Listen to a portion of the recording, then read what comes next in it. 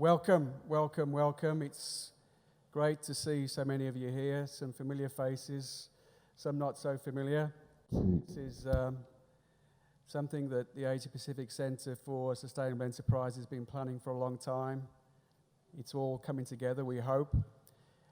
In about 4 minutes' time, we're going to cross over to New York, where Jeffrey Sachs is sitting patiently. I can report that I can see him. I'm yet to test the sound, so I'm looking over to the corner of the room over there to make sure we have a thumbs up. Okay, that's a relief. So Jeffrey Sachs is going to come in and get the day started with a short keynote. Before Jeffrey speaks, let me just get a few administrative items out of the way. As many of you who come to APCSE events will know, we are a techie lot and we like to use social media in a big way. Today's hashtag is APCSE14. I encourage you to talk during the course of the day, make comments using this hashtag. It'll come up on a Twitter stream in this middle screen here, so you can see your comments as you make it. We're also encouraging you to ask questions via Twitter as well. Hello?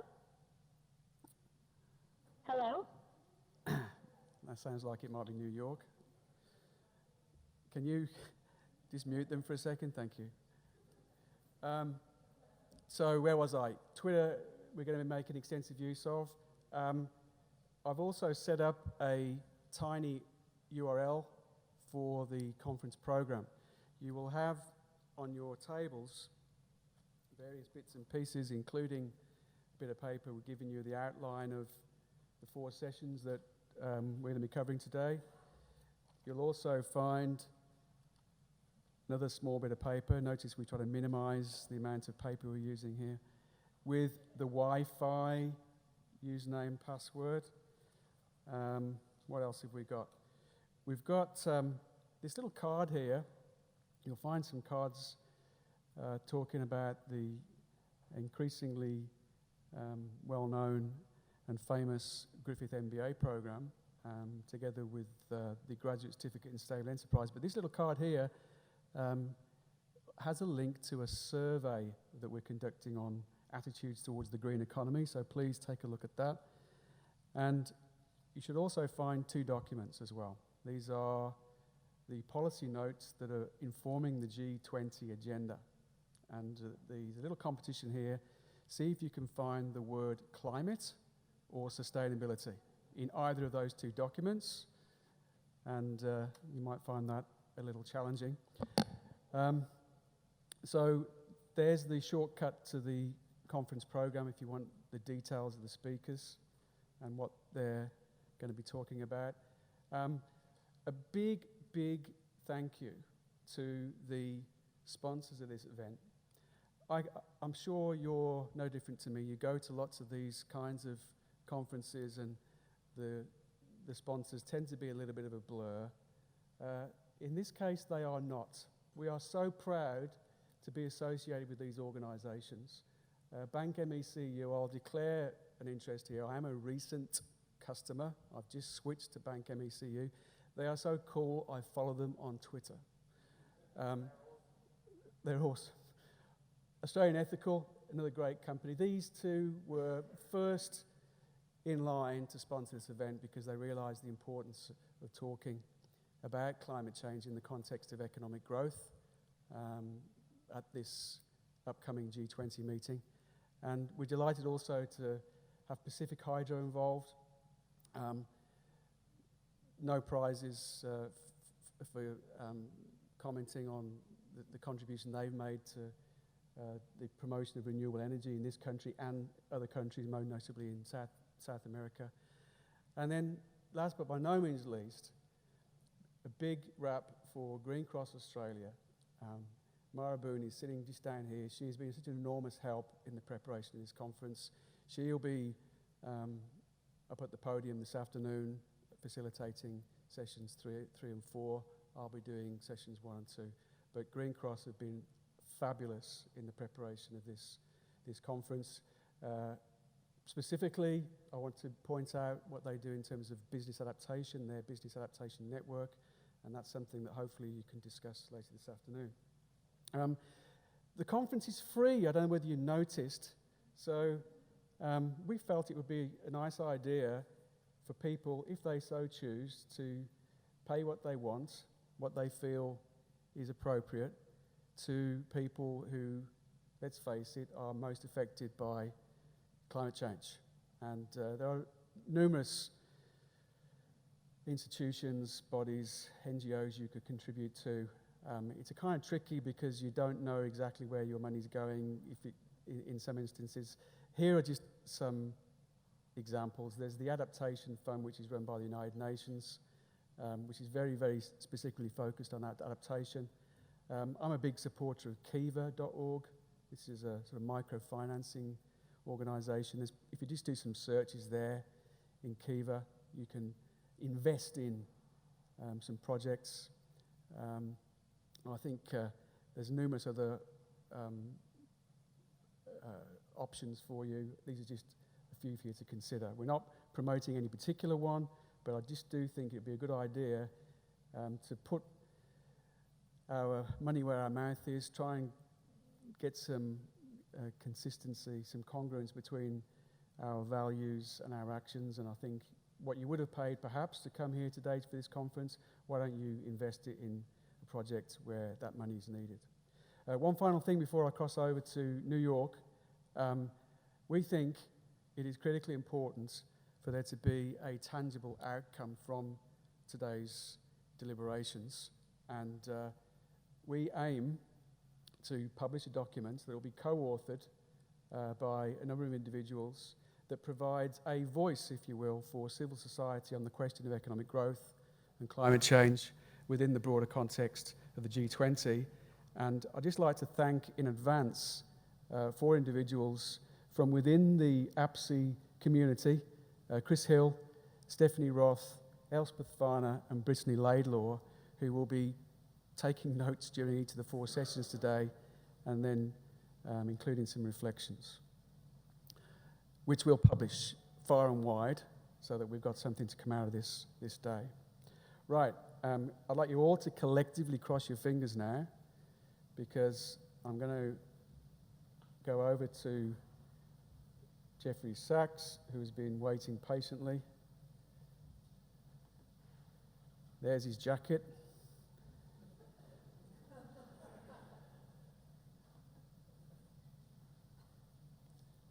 I'm going to unmute myself. Jeffrey, can you hear me?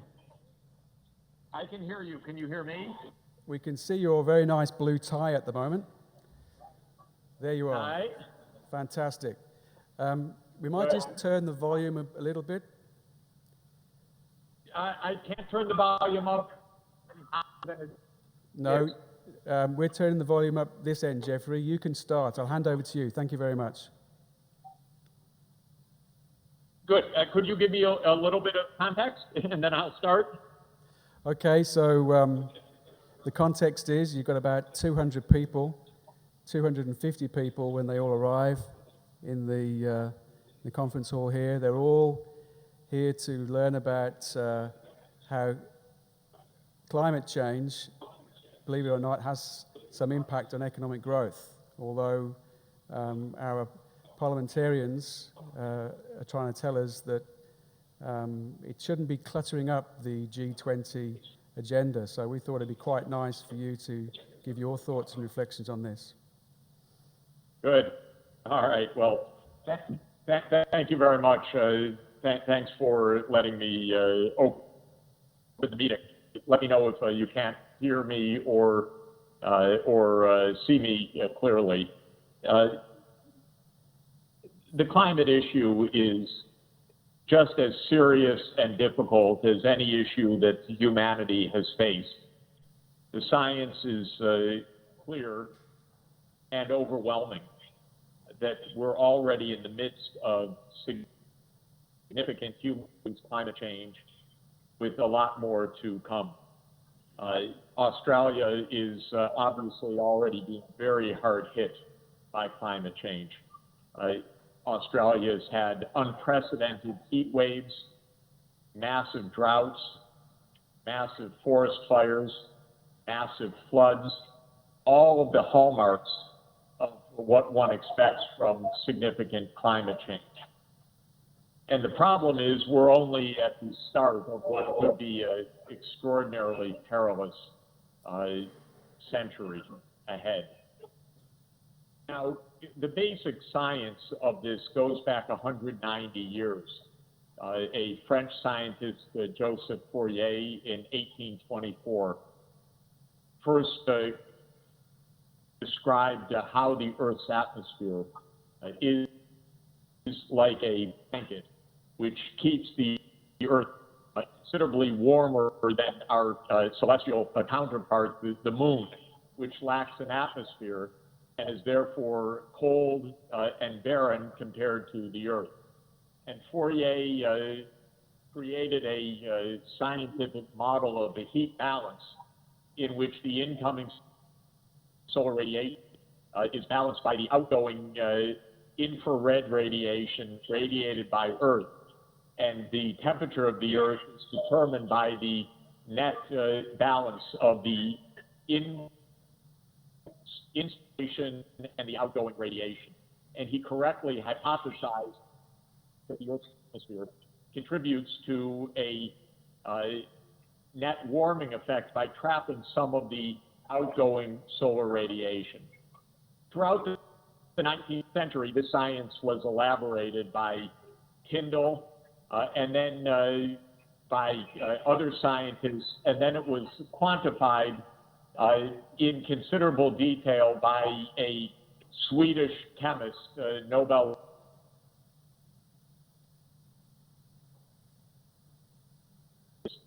Svante Arrhenius. And Svante Arrhenius in 1896, with the knowledge of the spectral absorption of carbon dioxide and the spectral absorption of water, was able to estimate that a doubling of carbon dioxide in the atmosphere would lead to a 2 degrees Celsius to 5 degrees Celsius warming of the planet. And Arrhenius noted that because of human activity, especially burning coal, we would indeed double the carbon dioxide. But he made one mistake. He said that this would take about 750 years. He got the economics wrong. He got the physics wrong. Well, the basic idea that carbon dioxide, nitrous oxide, methane are anthropogenic greenhouse gases warming the planet has now been established science at least for 100 years. And the quantification of their effects has proceeded over the last 50 years with increasing precision. There are many uncertainties, especially regarding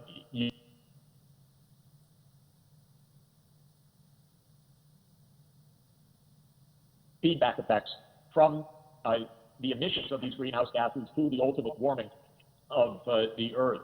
One of the main complications of the feedback is that most of the solar energy is actually absorbed by the oceans, heating the oceans, which are, of course, vast basins, high heat capacity, and only 10% of the radiation goes to heating the atmosphere.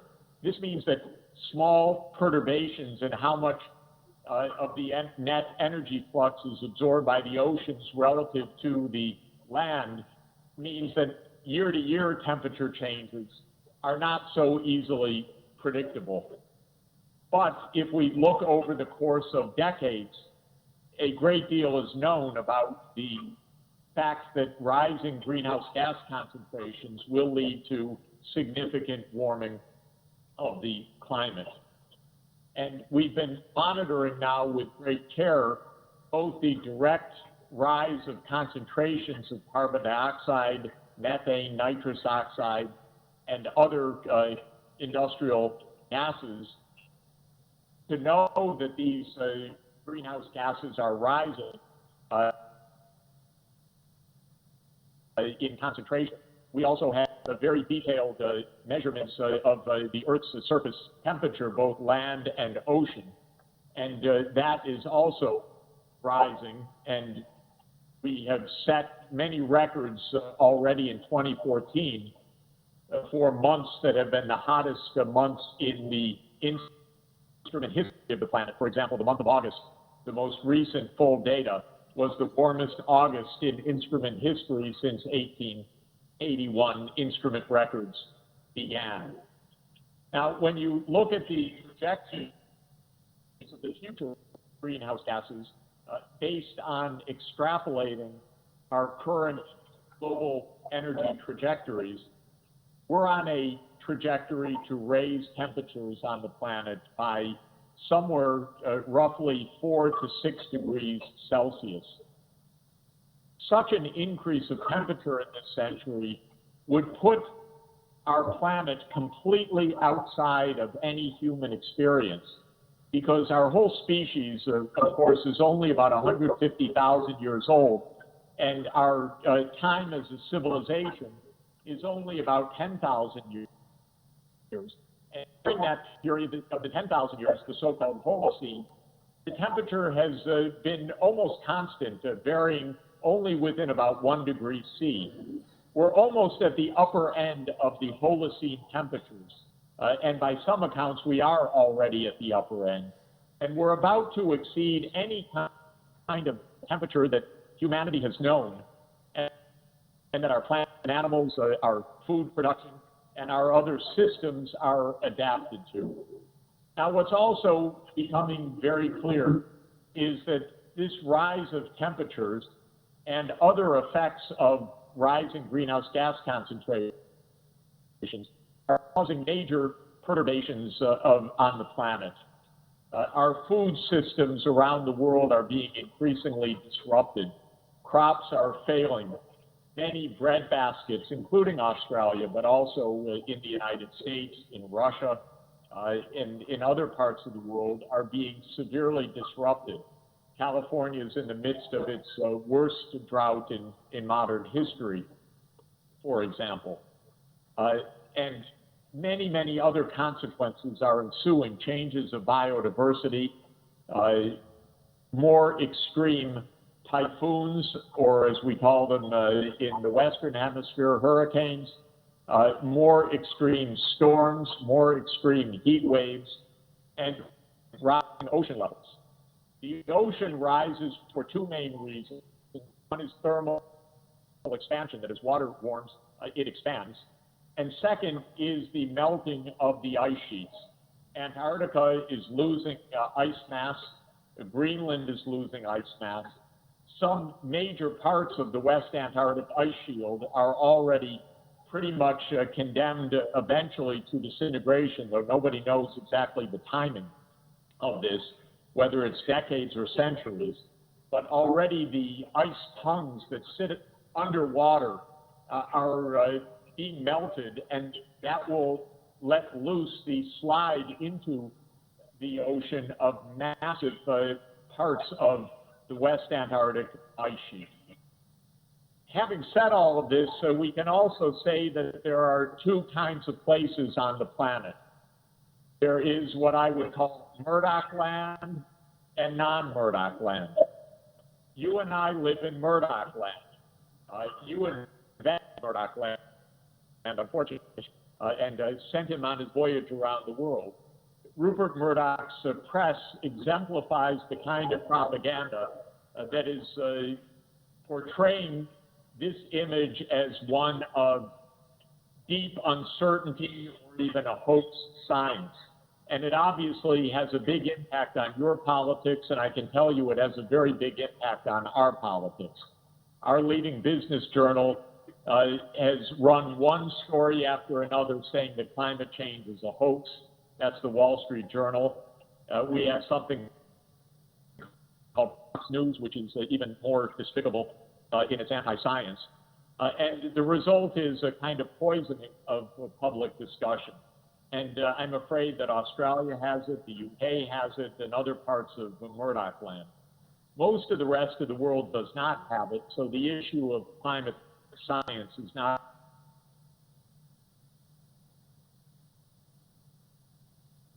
a challenge. Of course, it's not just the media that create these problems. It's also the oil, gas, and mining sectors. There are huge financial interests at stake in this issue. To take seriously climate change means the need to shift from fossil fuels to a low-carbon economy. And indeed, for Australia, the issue is absolutely pertinent because the most damaging of all the fossil fuels is coal. And Australia is the world's great coal exporting country. Coal cannot be used safely in a world in which we're trying to stabilize climate, except if there is massive carbon capture and sequestration technology associated with the use of coal.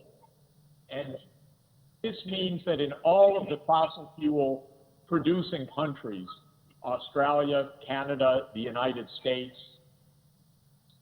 Russia, the Gulf, there's a resistance to this agenda by the most powerful political interests in the country.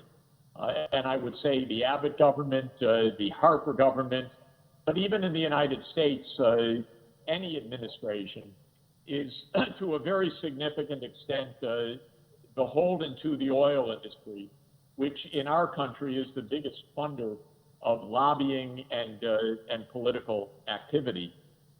And so this is not a simple problem from a political economy point of view, nor from a scientific point of view. From the point of view of overall politics, the issue is especially difficult because it unfolds over the course of decades, not over the course of months or years. So solutions to this issue will also require decades of effort, far beyond the political lifespan of any individual politician. It's therefore deeply unpleasant as an issue from a political point of view. It goes against powerful interests. It's for the very long term. It involves scientific uncertainties. It involves our generation doing things for future generations. None of it is very easy, in fact. And we see that 22 years after signing the climate treaty, we still haven't figured out how to really make operational progress. So let me turn now to the positive side of the story in terms of what we might do, what we can do, and I hope what you can discuss also today in your important meeting. The core to getting the climate change under control is to reduce and ultimately eliminate in this century anthropogenic greenhouse gas emissions. Anthropogenic means human-made, and the greenhouse gases, as I mentioned, include carbon dioxide, nitrous oxide, methane, and some fluorine-based industrial chemicals that are mainly used as refrigerants. So the goal is to reduce and then ultimately stop the use of these human-made greenhouse gases and to shift to safer alternatives through more sustainable technologies. The main driver of human-induced climate change is carbon dioxide. This is about 70% or more of the total story. And by far the most important source of carbon dioxide is burning coal, oil, and gas. Another part of the carbon dioxide story is deforestation. So ending deforestation and shifting towards afforestation and reforestation is also part of the solution. But let me focus for a moment on the energy issue. We have to move from a fossil fuel-based economy to a low-carbon economy by the middle of the century. The word for this is decarbonization. We have to deeply decarbonize the energy systems of the major 20 or so economies of the world, which account for the bulk of the greenhouse gas emissions. And of course, Australia, the United States, Canada, Russia, the Gulf, the European Union, India, China are among them.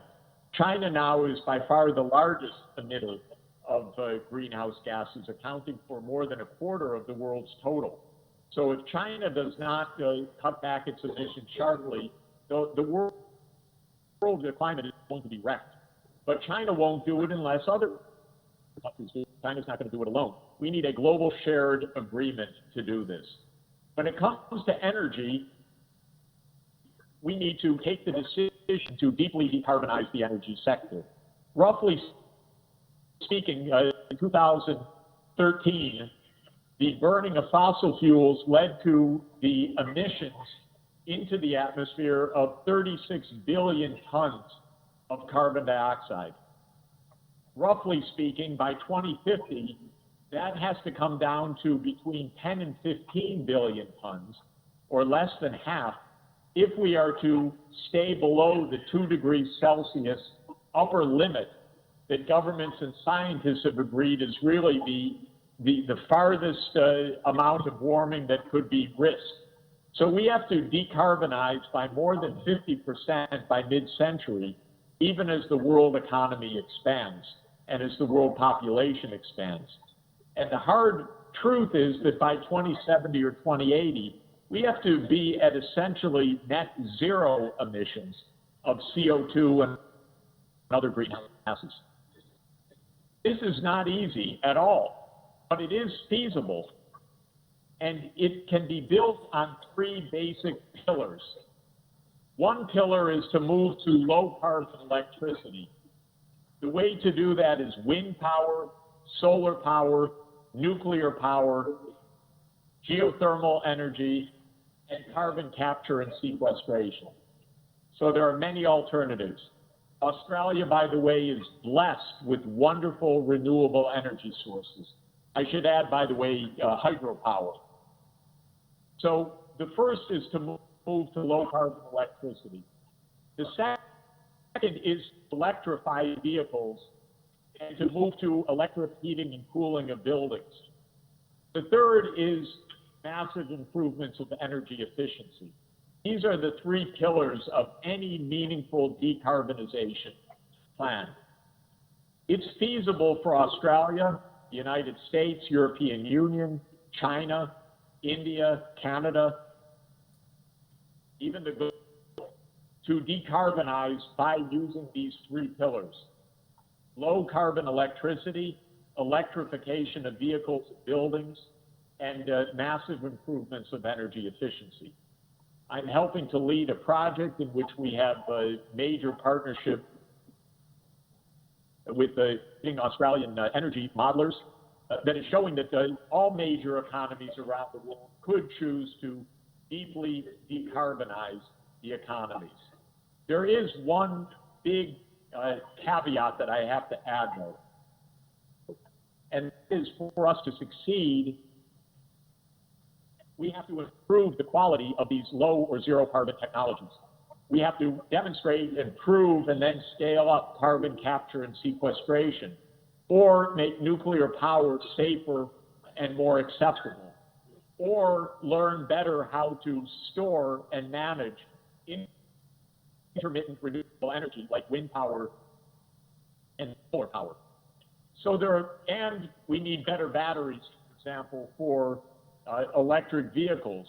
And if battery performance improves sufficiently, the number of kilowatt hours per kilogram of battery, then we could even envision electric flight as well as electric heavy-duty vehicles.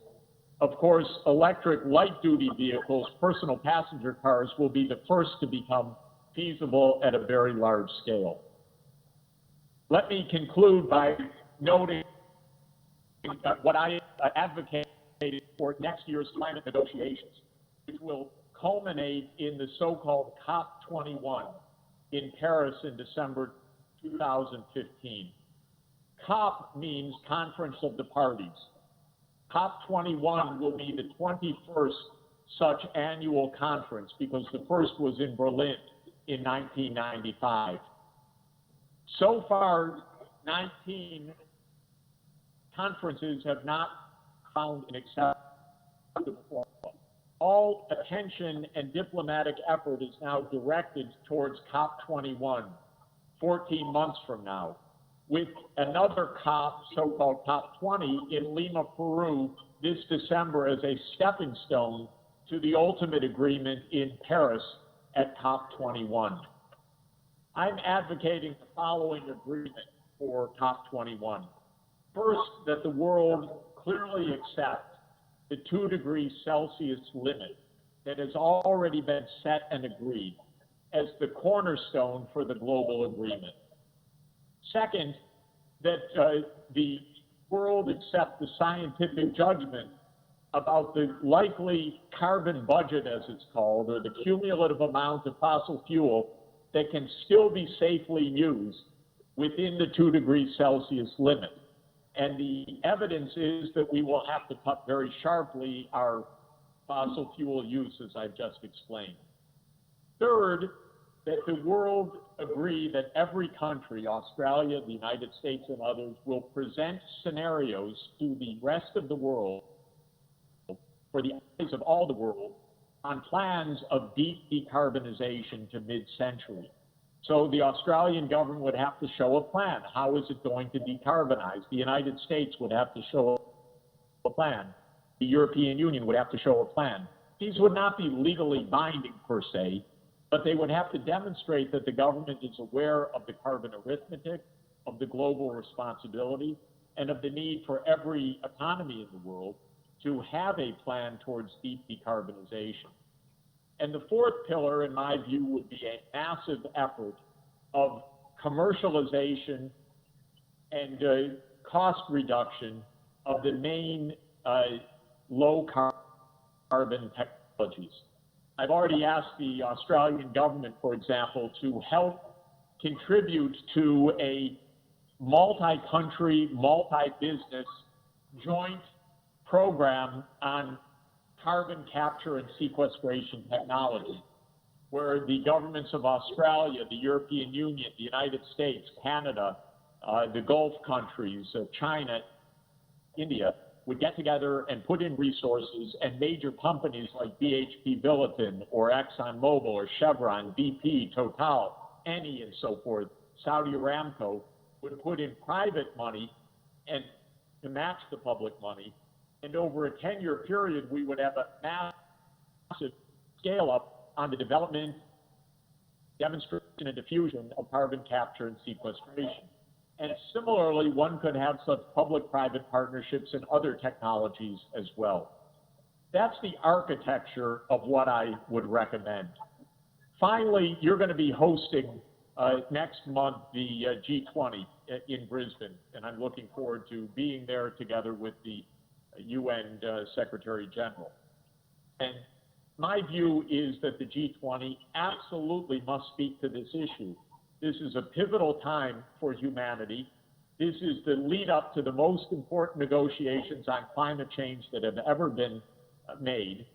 When I was in Australia in the spring, I met with your foreign minister and your environment minister, and they assured me that this government, your government, would live according to scientific principles and would respect the scientific principles on climate change.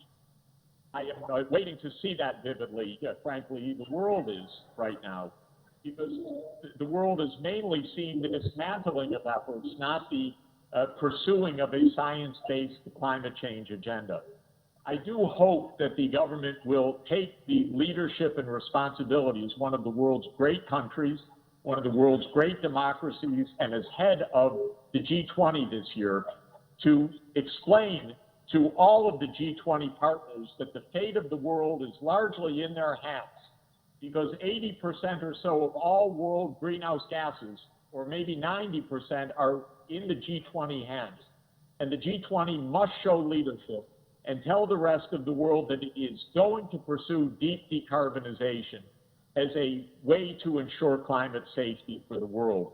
So anything that you at the Griffith University today can do to help impel your government as host of the G20 to take a proactive leadership role towards deep decarbonization, you'll be doing a great service for the world.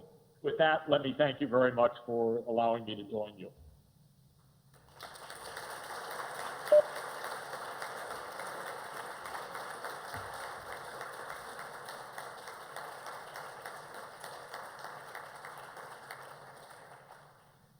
Jeffrey, thank you very much indeed. That was a great speech.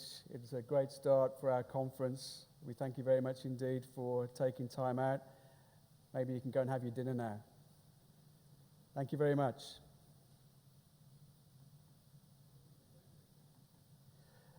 Ladies and gentlemen, we're running a little bit behind schedule now, but I'd like to ask you to give a very warm welcome, please, to Songwoman Maruchi Baramba, who will be giving our welcome to country.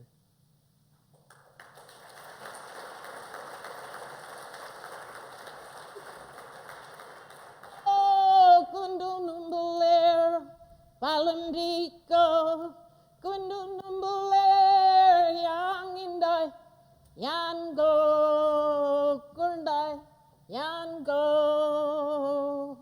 Balamdiko, Kundunumbuler, Balamdiko, Kundunumbuler, Balamdiko, Kundunumbuler, Balamdiko, Kundunumbuler, Yang Indai, Yango, Kundai, Yango, Balamdiko, Kundunumbuler. Malandiko Kundunumbule Bukari Maramba Mianjanu.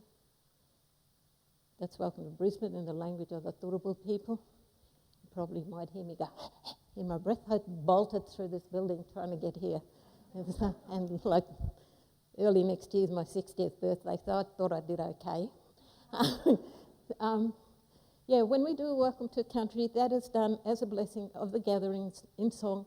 But I generally take full advantage of the opportunity to let the broader community know about my mob, the Turrbal people. We were actually documented as being extinct or on the verge of extinction way back in the 1860s.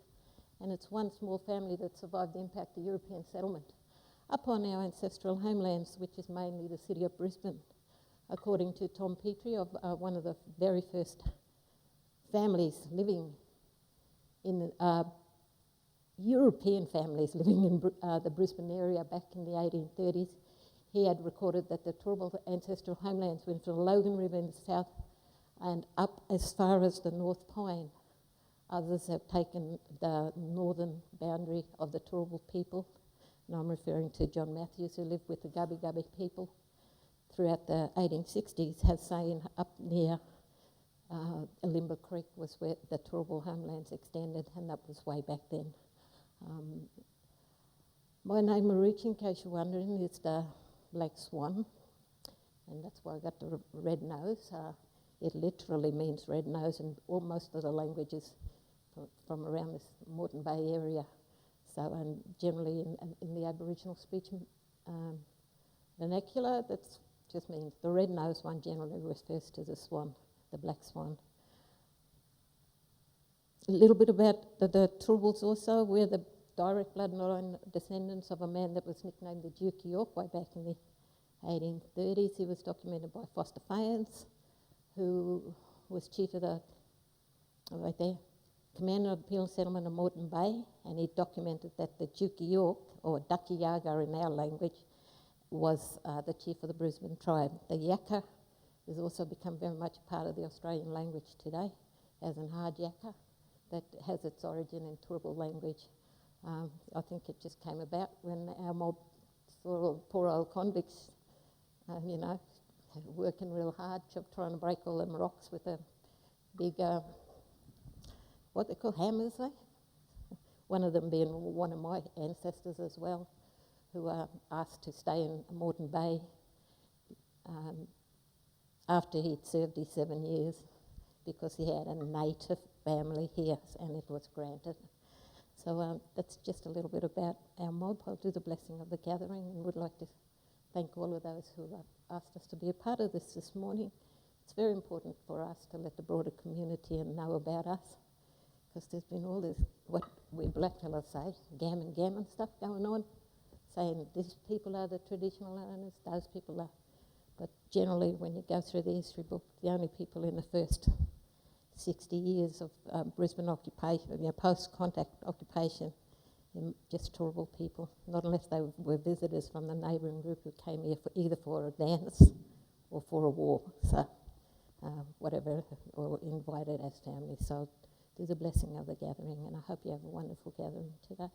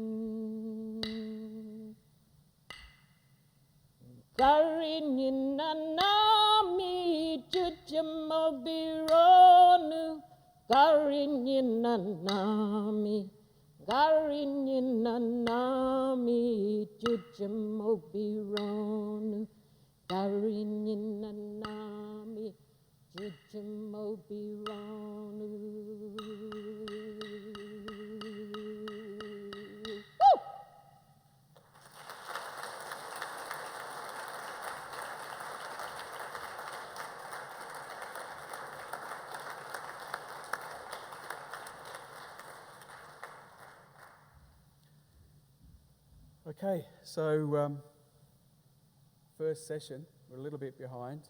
I'd like to invite the participants to come up on stage, please. We're going to have a bit of a Griffith University love-in, actually, because each of the speakers has a very strong connection with Griffith University. I'll read out their names, and if they could then come up once I've read out all four names, that would be good. We have Tessnow-Von Wysocki, who is a current student at Griffith University. She is a G20 scholar, a Griffith G20 scholar. We're very pleased to have her here today. We have somebody you may have heard of, one of Griffith's favourite sons, Professor Ian Lowe, Emeritus Professor Ian Lowe. We have Senator Larissa Waters, and we also have Rod Welford. Would the speakers like to come up on stage, please?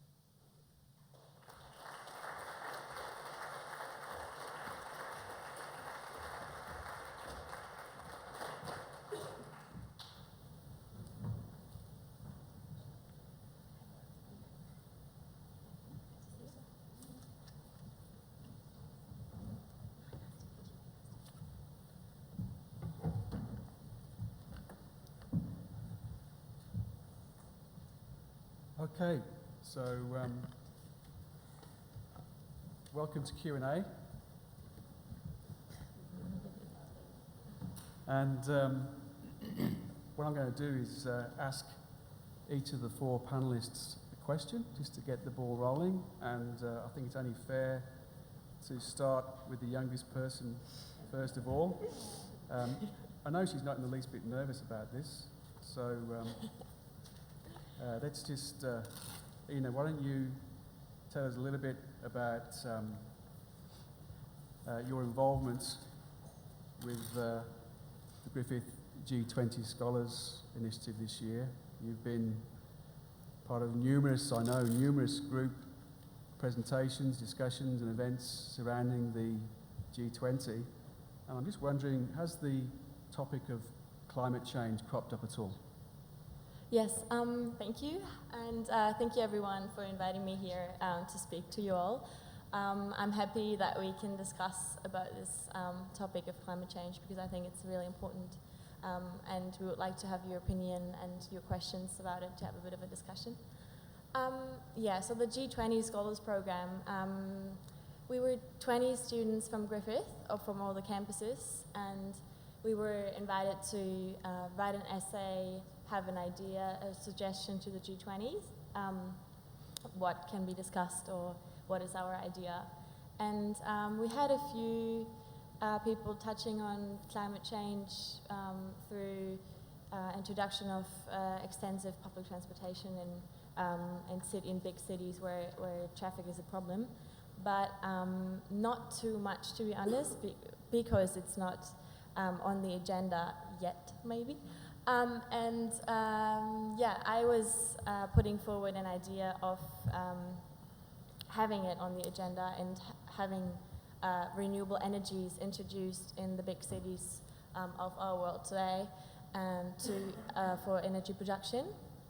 I am currently enrolled in international relations, but also I'm doing a course in environment and energy security. We had a few topics about how we can transform our current system into a low carbon future. And I think it's possible. We have the technologies available to us, as Jeffrey Sachs already mentioned. We have the renewable energy resources, hydropower, solar power, various like windmills, where various renewable energies already exist and are already in place in many countries. Where I'm from, Germany, we put importance on the environment, and I just remember when I was little, I was in primary school and we learned about recycling. And it's actually quite complex topic in Germany. We don't have two different containers. We actually have a lot. So we have to recycle plastic from glass, from paper, for everything, and then we have another container for batteries and all the electronic garbage. And that was another thing that surprised me when I came here, that maybe there's some differences in the way we do it, and I think it's really important to come together and say what works for us, what works for you, maybe look at other countries, what they do. And I think Australia is the perfect place to have this discussion, because I'm studying with people from all around the world, and I hear their stories, and they tell me, hey, look, in my country we have huge pollution, and we have these and these, and we handle the problem in this way. And I think it's really important to come together and share our ideas.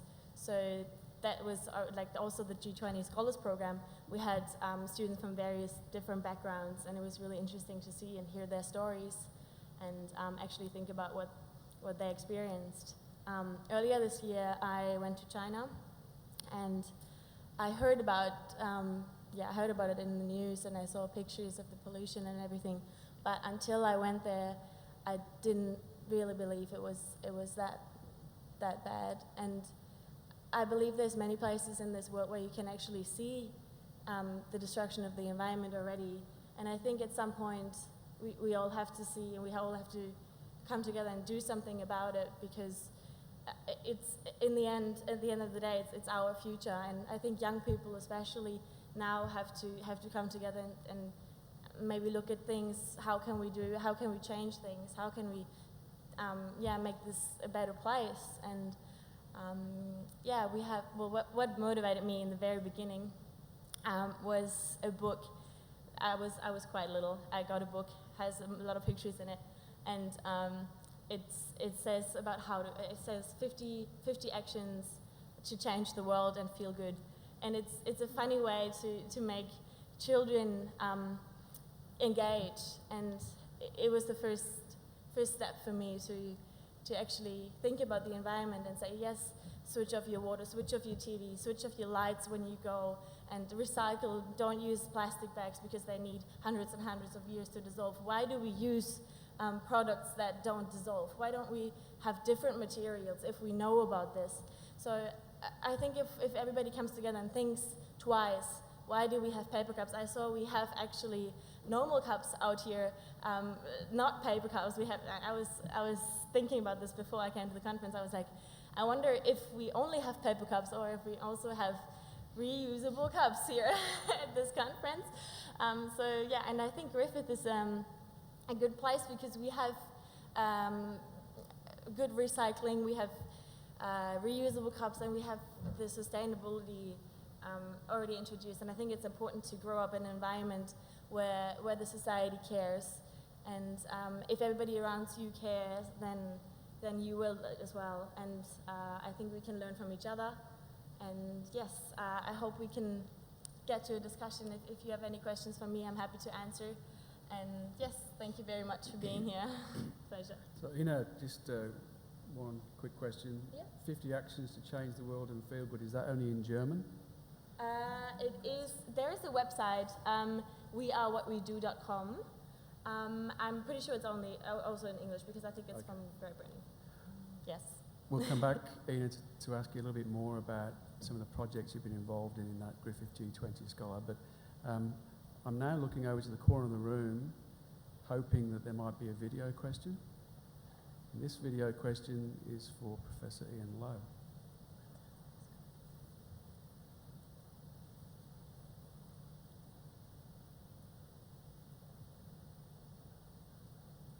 I can answer that one.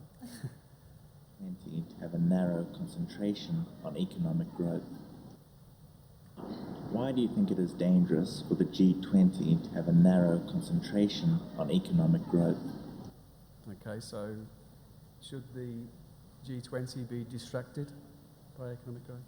Absolutely. I think distraction is the only way that the G20 could be a force for good rather than continuing the current dangerous course. I mean, the bottom line is that in a real sense, the Earth is already full. The Living Planet Report 2014 was published last week, and it said that mobile phones should be exterminated.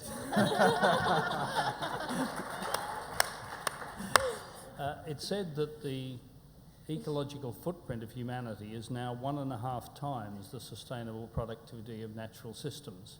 So we're already operating at a huge ecological deficit. And in this age of fiscal rectitude, where it's almost a hanging offence for a government to bring in a deficit budget because of the spurious belief that this would put financial burdens on future generations, it's appalling that we are as sanguine as we are about an ecological deficit, which much more surely puts burdens on future generations. Depending on whose calculations you believe, humans are now using directly or indirectly about half of the total photosynthetic product of the Earth. So it ought to be obvious even to a Treasury economist that there's not too many doubling times left. I mean, you can't use more than all of the photosynthetic product, even assuming that we're quite happy to see the rest of the biological diversity of the Earth disappear so that we can continue to live high off the hog. The point is that further growth in human consumption is already problematic. And to have the G20 say that stimulating growth is the priority is a bit like a clinician hearing a morbidly obese patient suggesting that increasing their calorific intake is the highest priority at this point. I recommend a nice new book by Jörg Friedrichs, published by MIT Press, called The Future's Not What It Used to Be, in which he looks at the two challenges of peak oil and climate change. And I want to remind you that even if climate change didn't exist, we would have a serious problem because of the peak of liquid fuel resources, which is already past, and the peak of alternatives like gas, which is not very far into the future. Friedrich's point is that either of these problems, either a limitation of energy resources or a significant change in climate, has in the past destroyed civilizations. And the combination, he suggests, is an existential crisis that no past civilization has ever faced, and which on current trends we're still in denial about rather than developing a concerted plan to tackle. There are a range of studies. Peter Victor's Managing Without Growth, for example, suggests that there is a viable future path in which we stabilise populations, stabilise the size of the economy, and have a range of other measures like serious pollution taxes and fair sharing of what employment there is and limits on maximum income.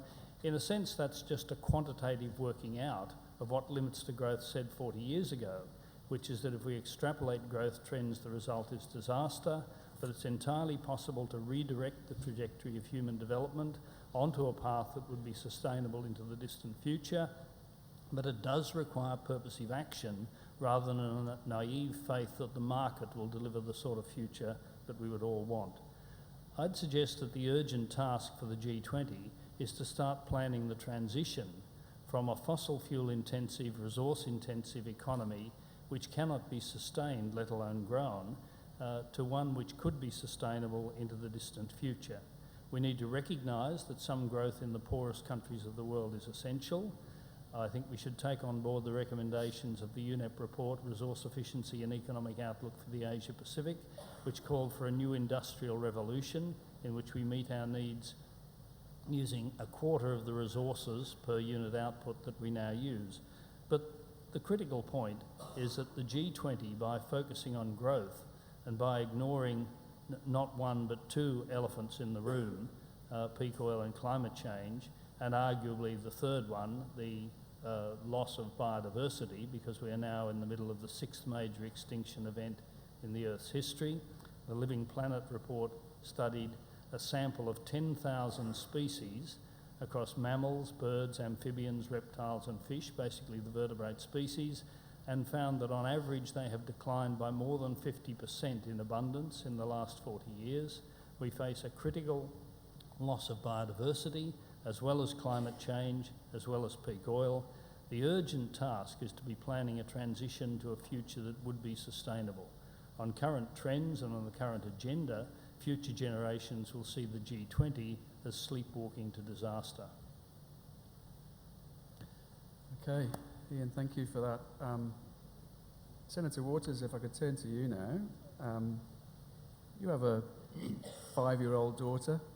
I don't suppose you're discussing global economics with her just yet, but how do you think conversations over dinner might proceed in the Waters household, say in 2034, 20 years from now?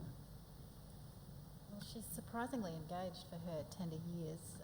She was just lecturing our next door neighbour yesterday about the use of plastic bags and telling them all about marine ingestion, so I was very proud. But no, I haven't raised the G20 with her as yet, although I am familiar with the octonauts and many other hideous parental tortures that I'm sure many of the audience are familiar with. But in terms of what I might be talking with her about in 30 years' time and reflecting back on the G20, I'm concerned that the G20 will be a blip in international affairs. I'm concerned that, like Professor Lowe, we're sleepwalking to disaster. And it doesn't seem that our current leaders have the desire, let alone the aptitude or capability to grasp the challenge at hand.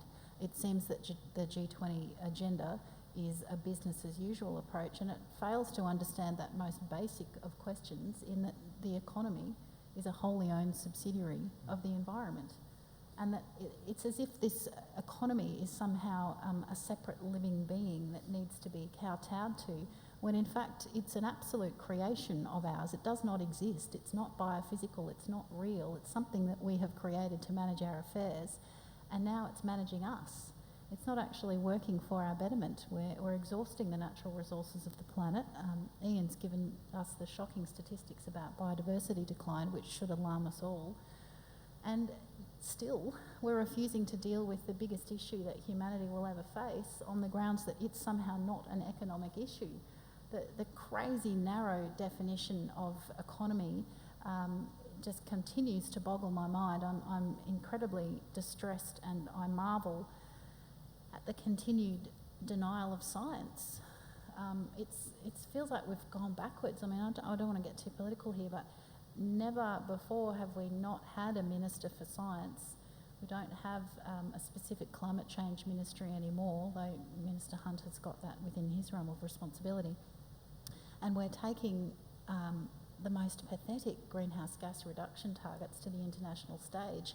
And more, other countries are recognising our laggardness, for want of a better description, and we are becoming an international climate pariah. And I welcome the public criticism of Australia's stance in that regard, because it might actually shake some of our current leaders out of their malaise and out of their narrow focus. In terms of, I had a few things that I wanted to say, but I guess I wanted to reflect on the language of the budget deficit. I'm sure people have been paying attention to the budget crisis that we're in and how desperate it is that we deal with this debt crisis, because it's leaving a real burden on future generations. It's very interesting. If you swap out budget crisis for climate change, then I'm sure many of us, certainly myself, would be in complete agreement with Joe Hockey. Just those few little tiny words, and we'd be actually tackling the challenges that we should tackle as this generation to leave a livable planet, not just for ourselves but for our kids and for all the other species that we share the planet with. There was a statistic mentioned before, and it bears repeating, that the G20 economies, who we'll be hosting in a short month's time, are responsible for 80% of the greenhouse gas emissions in the entire planet. So what more pressing issue could there be to be discussing? And even the President of America wants to discuss it, for heaven's sake, and usually Australia falls over itself to do what America likes.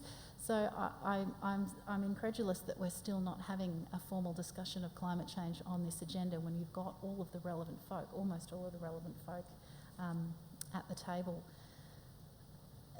I do want to take one final issue with one final point, if I may. Looking through the documents for the G20, there's a focus on, well, it's the growth myth, in my view, and Ian articulates this in a much more eloquent manner. But the thing when I was reading it is they seem to believe inherently in the trickle-down effect. Somehow, if we're continuing to grow and grow and grow, leaving aside the fact that we can't on a finite planet because physics, if we continue to grow and grow and grow, somehow that's meant to be the solution to the widening gap between the rich and the poor. But it's not, and that gap continues to widen. There is no trickle-down effect. We're continuing to see a massive gap in access to clean air, clean water, education across the whole nation, across the whole country, across the whole planet. So this notion that somehow growth is good and that you don't really need to think about whether or not it should be constrained by biophysical limits or whether or not it should be shared more equally, I don't know what kind of a conference this is going to be, but I fear it's going to be a rather depressing and narrow-minded one. Well, we'll see what we can do about that. Mara Boone will cheer us up in sessions 3 and 4, I'm sure. Rod Welford, you spent a lot of time in state parliament. Was growth good then? Maybe you could reflect on that, and what's the ultimate purpose of G20, and how does this agenda for the next meeting fulfil its purpose, if indeed it fulfills it at all? Well, Jeremy, I pick up where a point Ian made about the sleepwalking analogy, and when you look at the theme of this conference and ask what people are going to say in 20 or 50 years' time, and look back on the kind of discussion that's going to be held at the G20, it reminds me of when we look now at some of those old black and white newsreels of what was happening in the 40s and 50s. And you see people walking around almost Charlie Chaplin-like, doing what were then innocent things, but what now seem to be so naive and so lacking in awareness of what was coming. And it seems to me that's what is happening at this G20 conference, and the nature of political leadership in Australia at the moment is that there's this extraordinary naivety in failing to understand the big picture. Now, the big picture has been described over and over again by Ian Lowe, Jeffrey Sachs. The whole climate change challenge has been recognised by numerous global leaders as the most significant challenge of this century. It is a challenge that fundamentally threatens the very thing that G20 is allegedly talking about. That is the potential for economic development, for people to have a decent quality of living across the planet. And yet the G20 discussion documents and the G20 agenda is utterly blind to that most significant threat to the very thing they claim they want to encourage. But let me make a couple of other points about the nature of the agenda of G20. We've already mentioned that it talks about growth, but we've got to ask the question, growth of what? What is it that we want growth of? Is there any understanding in that discussion about the distinction between value versus volume, for example?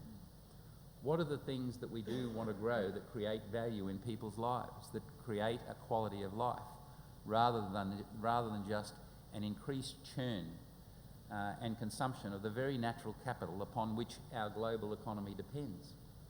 I remember when I was working as the Queensland Environment Minister and traipsing around rural Queensland trying to persuade farmers that bulldozing large tracts of native vegetation was not a good idea.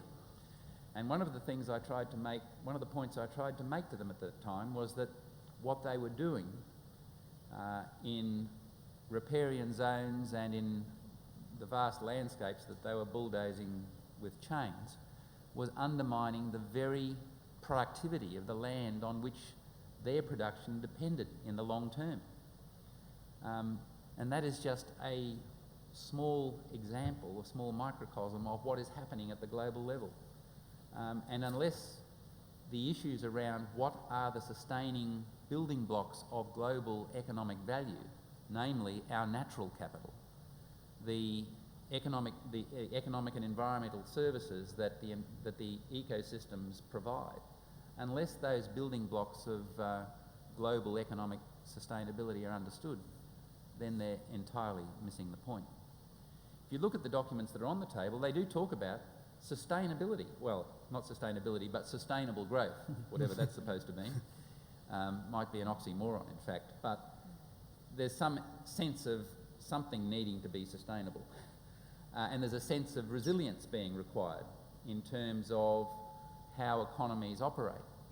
But again, to pretend that there are some sort of neat suite of economic tricks that government can play that ignore the underpinning natural capital in environmental systems on which economies operate is, to me, the height of naivety worthy of another black and white newsreel. In terms of resilience, it talks about trying to avoid future shocks, but the only future shocks they're talking about are the future shocks of the 2008-2009 global financial crisis. That crisis will pale into insignificance compared to the future shock that climate change currently portends for the global economy, and in particular for that part of the global economy that the Rupert Murdoch lands of the world think is important, namely the profitability of businesses that drive the economy on which creates employment and which creates the economic value they're talking about. Industry and business are under serious threat from climate change. They might not realise it yet, and they might not realise what impact that will have on their business survival, let alone profitability. But that is a future shock which, if left ignored, left unrecognised, is going to be a future shock like they've never seen before. So when it comes to resilience, there are future shocks in the waiting much, much greater than what happened in 2009. That was a mere blip on the radar, let me assure you. My final point is this, that in the context of all this, however, the solutions already exist. This is the amazing thing that is happening in the global transformation. Now, it is true that there's almost a struggle happening in Murdoch lands of the world, the Western economies. Anglo-Saxon economies at least, England, Australia and the US, where, you know, ever since Thatcherite economics and Reaganomics and now Abbottomics are basically blind to the broader social goals that economic policy should serve. Outside of those areas where there's still confusion about which way to run, in much of the rest of the world there is already a massive transformation occurring. Mention was made of Germany. I recently went to Germany. I recently went to Spain. I saw in Spain a 24-hour renewable energy generation plant using solar, a large solar farm, and heating molten salt, which was able to continue generating 24 hours a day when the sun wasn't there. The capacity for solar and renewable energy systems to provide power 24 hours a day, despite the intermittent source of their fuel, namely the sun, already exists. The other thing that already exists is a massive community expectation that this transition can and must occur. The reality is that not only in Australia but in most parts of the world, citizens are already way ahead of where their governments are and where their governments are thinking. And while governments may be dragging the chain, governments may in fact, while they talk about unshackling industry to generate the economic prosperity that G20 wants to create, governments are already shackling industry in a whole range of areas where renewable energy systems, energy efficiency and other opportunities for economic prosperity without the need for demand upon the planet's resources already is happening and can occur. And finally, industry will adapt. While we look at certain industry leaders and see an intransigence or a recalcitrance when it comes to addressing these things, the fact is, given the right policy climate, the right regulatory climate, industry will adapt in a massive way. And many industries already are. In fact, I run a company right now that works in Australia and in South Africa with heavy industry, energy-intensive industries, which are already making massive switches in energy efficiency, not only because they see it as environmentally desirable, but because they see it as fundamentally adding value to their business. We are demonstrating in real time that climate abatement, the abatement of greenhouse emissions, can be done at a profit, not at a cost. And increasingly around the world, industry leaders are recognising the financial and business benefits of this adaptation, this transition that can and must occur. Thank you, Rod. Thanks all of you for your opening remarks. What we're going to do now is to take some questions from the audience. Some of these questions have been submitted in advance. If Karen or Ilka or Janet, if you have any questions that have been handed in when people registered, if you could bring those to me, please. But while you're doing that, first question I have is from Rebecca Keogh, who is a colleague at Griffith University. She's at Griffith International. Can someone give her a microphone? You'd like to stand up, Rebecca? Thanks, Jeremy. My question's for Professor Lowe.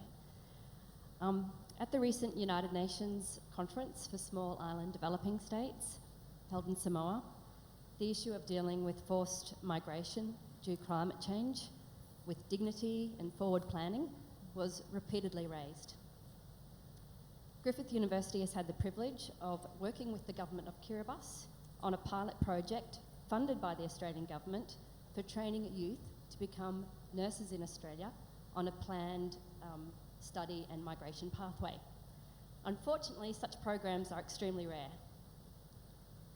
In the name of climate justice, do you think it is time for the business community, the TVET sector, the tertiary sector, to come together and fund scholarships so that more youth from these small, fragile island states have the ability to resettle in countries such as Australia and build communities as the insidious process of climate change eradicates sustainable life on their ancestral lands?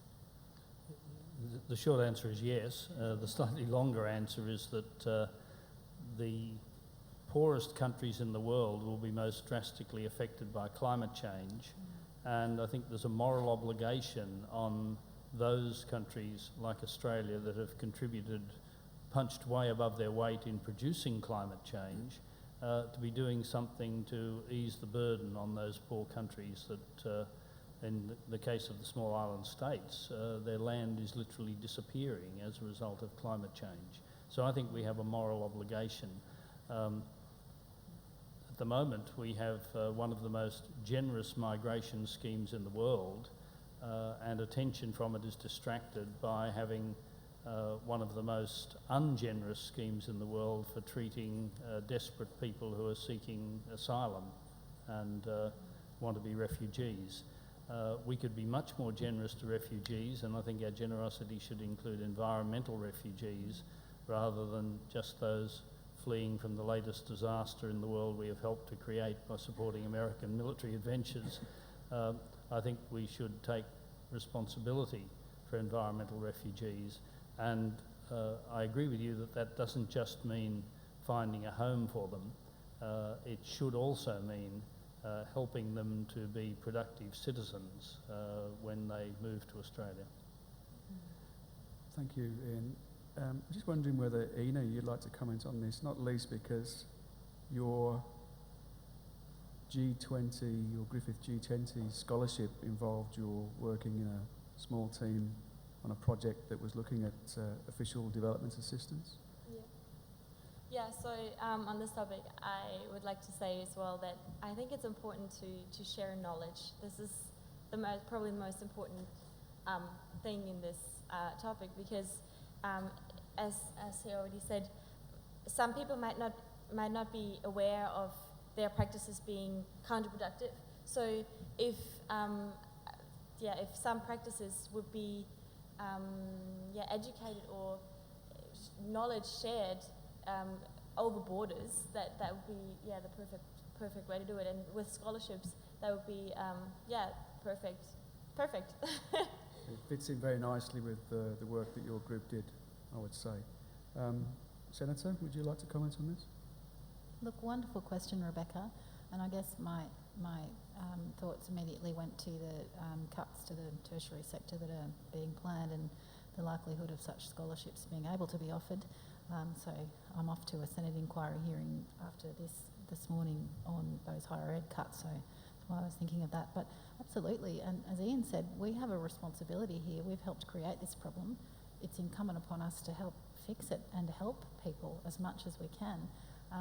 I'll just, what this guy said, he's amazing. Rod, do you want to comment?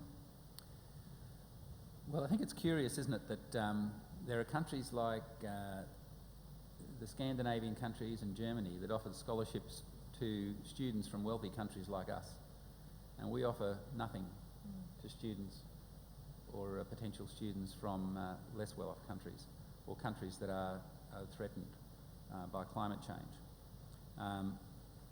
But I guess one of the issues that has to be overcome here, Larissa, really is that you're not going to have a government offer those kinds of scholarships to address a problem that they don't believe exists.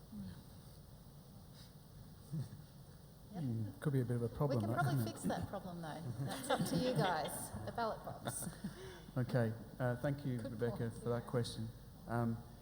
We've got another one submitted by Wendy Flannery, whose affiliation is with the Friends of the Earth Brisbane. Can Wendy please identify herself?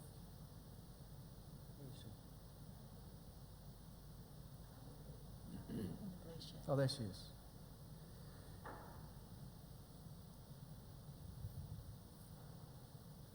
Need the Q&A roving microphone. Here it is.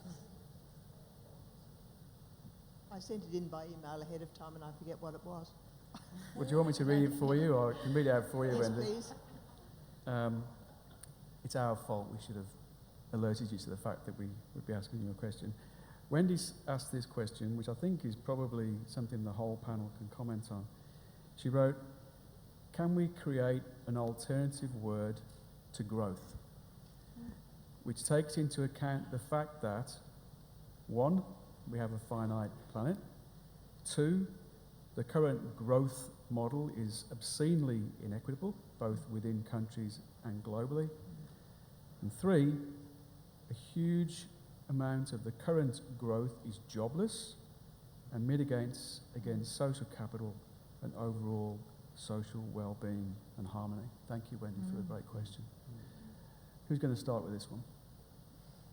I might start for fear that Ian will say everything that I want to say and say it better. Okay, Ian goes last on this question. Thanks for your excellent question, Wendy. I think we need a term that's alternate to growth.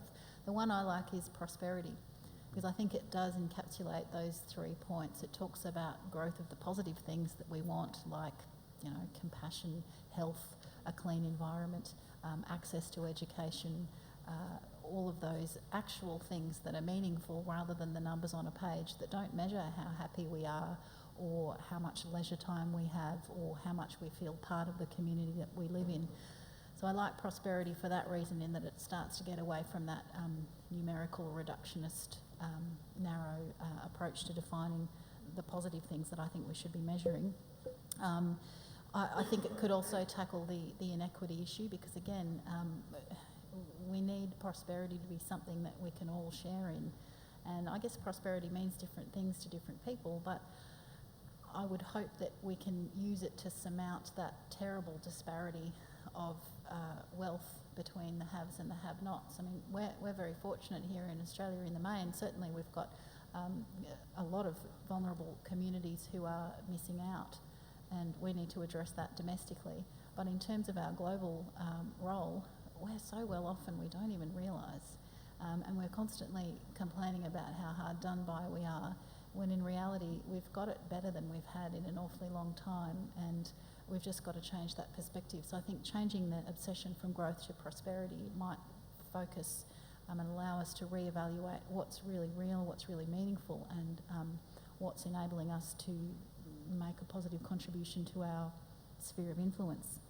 In terms of the growth being jobless, you've hit upon a really crucial point there. In terms of productivity gains and the current economic system, I agree. You look at the mining industry, for example, it's increasingly mechanised.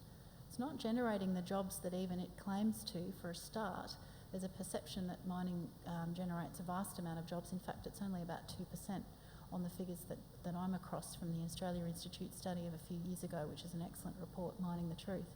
So not only are the claims about job creation often unfounded, when you look actually at the structure of the industry, those jobs are being lost for 2 reasons. The increasing mechanisation of mining, so it's not a great job spinner, and of course the fact that the world is now turning away from our dirty fossil fuels, and hallelujah, it's about time.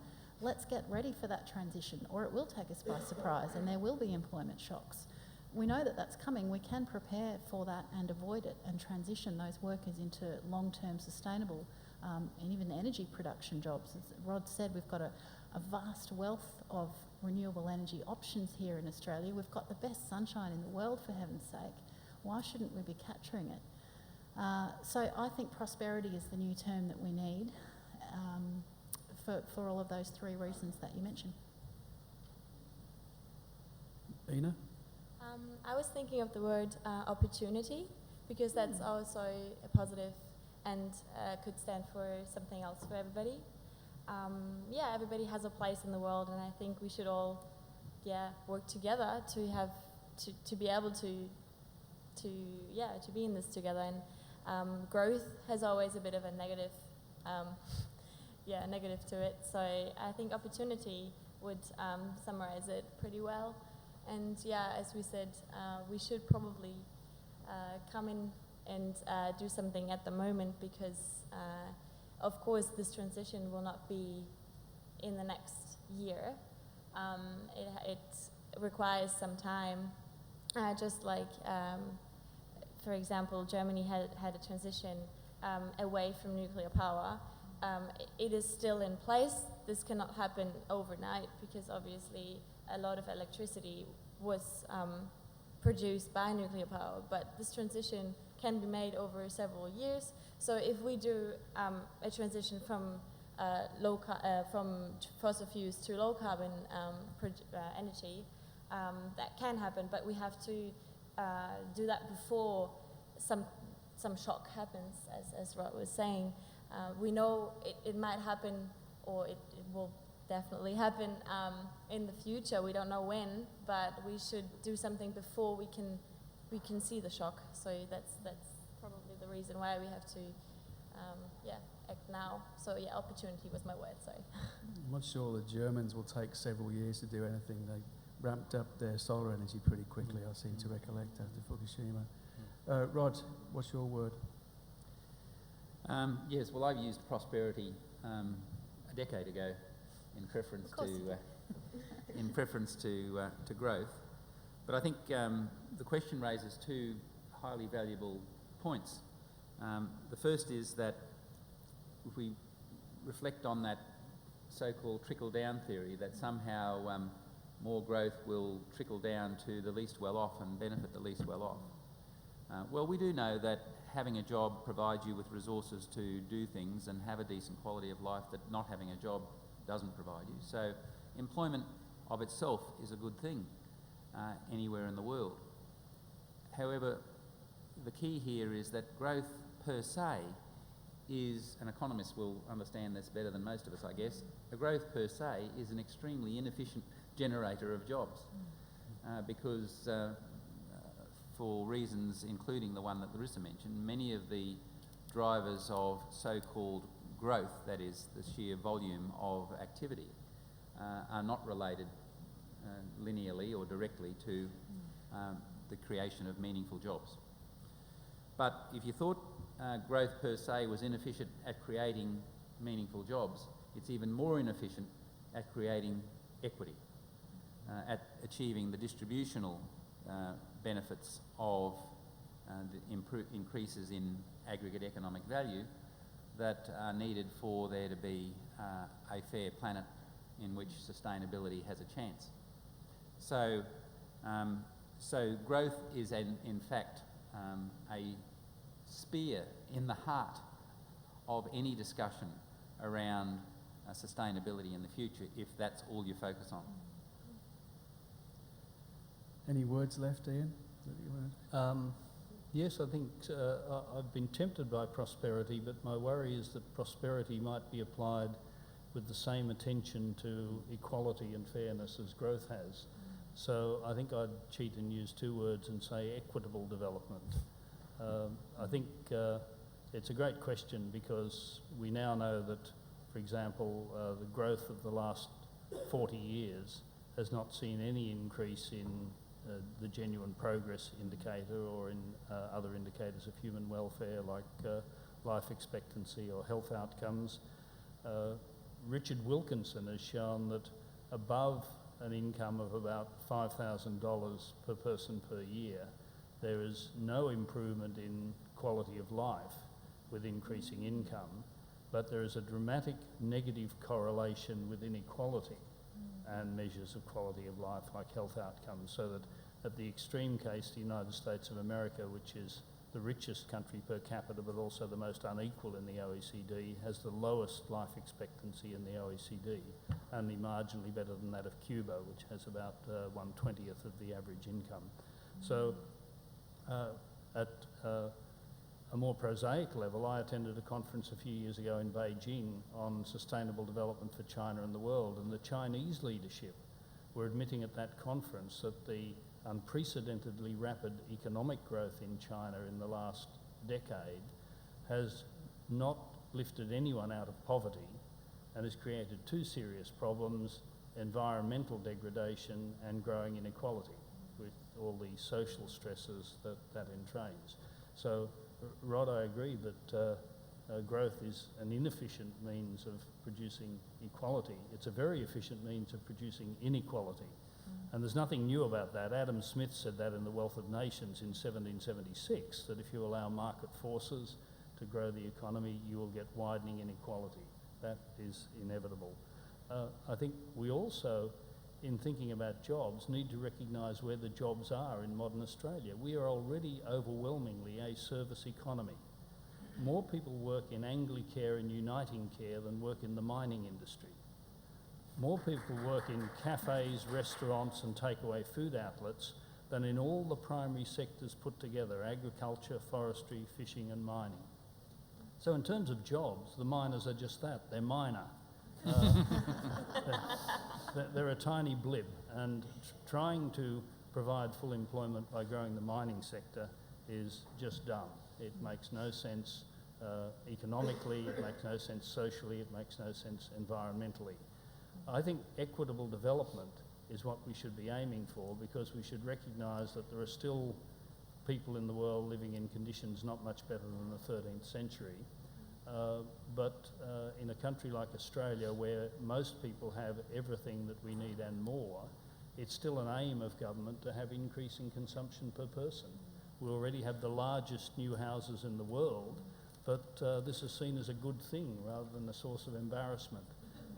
I think that we should be championing the notion of equitable development, because if you think of a problem like climate change, the only solution that is politically and socially viable is a contract and converge model in which we allow modest expansion of energy improving quality of life in the poorest parts of the world, and that's achieved by a dramatic reduction in the wasteful use of energy in countries like Australia. And as an extreme example, we have this building where people are using fossil fuels to make us uncomfortable. So while it's 25 degrees outside, I've put a jacket on because it's bloody cold inside. How stupid is that? Indeed. But we do have 100% recyclable coffee cups. I'd like, before I ask the next person to ask their question, Wendy, thank you very much for that question. It would certainly stimulate some good debate. Thank you for that. Can we get a microphone to Renata Mares, please? Is Renata, can you identify yourself? And do you have your question written down, or do you want me to read it out? Okay, well, I'll give you a clue as to which question it is. It's the one on an unsustainable population. Would you like to ask that? Renata is a PhD candidate at the University of Queensland, just to show that I'm being fair to the other universities in town here. But I'm also in a very small specialty, which is public health. I'm a public health nurse by training and attempting to do a PhD. So my worldview is very different. It doesn't come from economics, so it might sound completely silly. So my first question was, an unsustainable population will bring neither climate change nor economic justice. If transitioning to a sustainable enterprise is so important for the future, how come population mobility and the quality of life, and with it disease transmission and so on, is not at the forefront of the agenda? Fundamentals of global development is not just finance and trade. When will population health, and my expertise in sexual health and reproduction, which determines population growth, 80 billion by 2020, will be equally recognized within the triple bottom line, the social. And that comes from David Suzuki, where he suggests that we have a triple bottom line that talks about the climate, the social, and economics, and we're giving it equal weight. And when will we realize that we have a climate or an environment that we live in?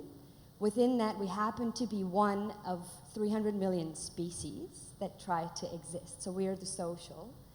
And within that, we happen to create this thing called a currency, which we use.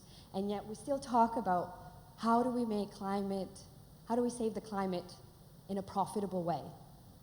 That's just my silly question. Okay, so the essence of your question is really about population and what it constitutes a sustainable population. Do you want to go first, Ian, on this one? Sure. I mean, I won't mention the fact that I've written a book about population That's why I growth, because asked that you. would be crass. I gave you a perfectly good opportunity there to advertise. And you, But I What's think the name of it? stabilising the population is critical, because if the population is still growing, there's almost irresistible pressure to grow the economy so that wealth per person doesn't decline. So it seems to me axiomatic that we have to stabilise the total throughput of goods and services, and stabilising the population is, I think, an essential prerequisite for doing that. The things that correlate with a reduced birth rate and a chance of stabilising the population are women being educated, women being secure, and women being substantially in control of their fertility.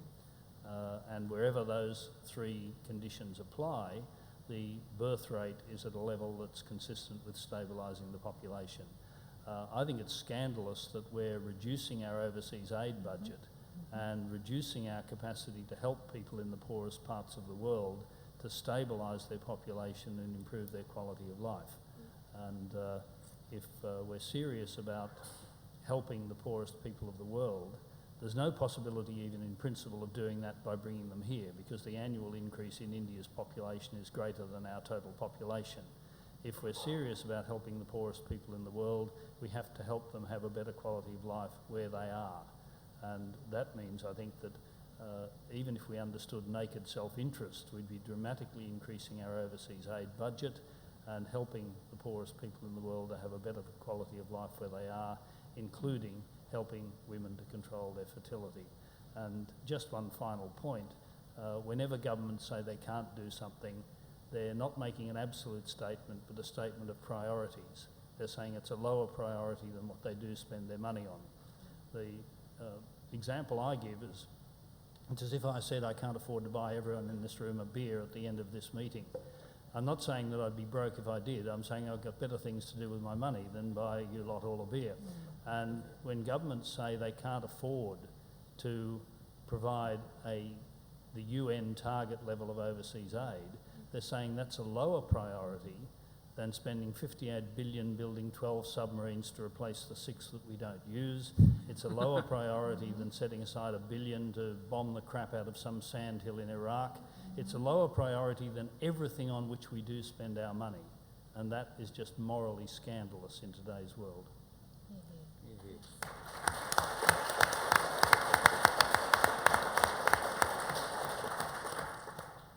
you want to add to that, Larissa?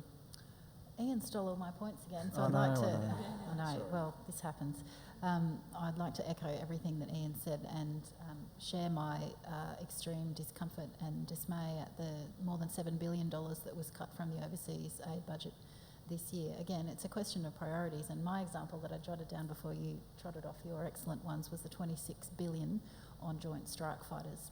Now, if we have money for joint strike fighters to kill people with, then surely we can find some money to help people empower themselves, to pull everyone out of poverty, but particularly women, because it's mostly women that sadly suffer the most from poverty and are most in poverty, and help with reproductive health rights and access to education. And that will have the result of lowering the global birth rate, which will help us address the massive overpopulation that we're facing. One other alarming statistic, although unfortunately I can only remember half of it, the projections for population, and Ian will correct me if I'm wrong, were 60 million by 2050. They have recently been, and it was meant to top out at that and then gradually come down. They've recently been changed so that they're not coming down anymore. It's just continuing to go up, which strikes fear in my heart, because on a finite system we can't keep growing, whether that's in our resource use or whether that's in our numbers. But I do want to add that the flip side to the numbers debate is consumption, and that's what we need to address here in Australia, because we live, well, by all global measures, profligate lifestyles, and we need to address that as well as the global numbers if we're truly to bring ourselves back into balance with the natural world. Ina, would you like to comment on this, specifically yes. about... I agree, and unfortunately, in our economic globalization today, profit and benefits to the economies and money is always the priority over humanitarian issues, and I think it's a problem, and I think it should be addressed. And if more people speak up and remind everybody that people might be more important than money. So yeah, I totally agree. Quick comment from you, Rod, and then we'll move on. Well, the two drivers are obviously population and consumption. So they are the two things to be addressed. Education is, I think, the foundation for addressing them in every country of the world. But I'd just like to make a point about the triple bottom line. I mean, I think one of the problems with our entire history of discussion around the concept of sustainable development, ever since the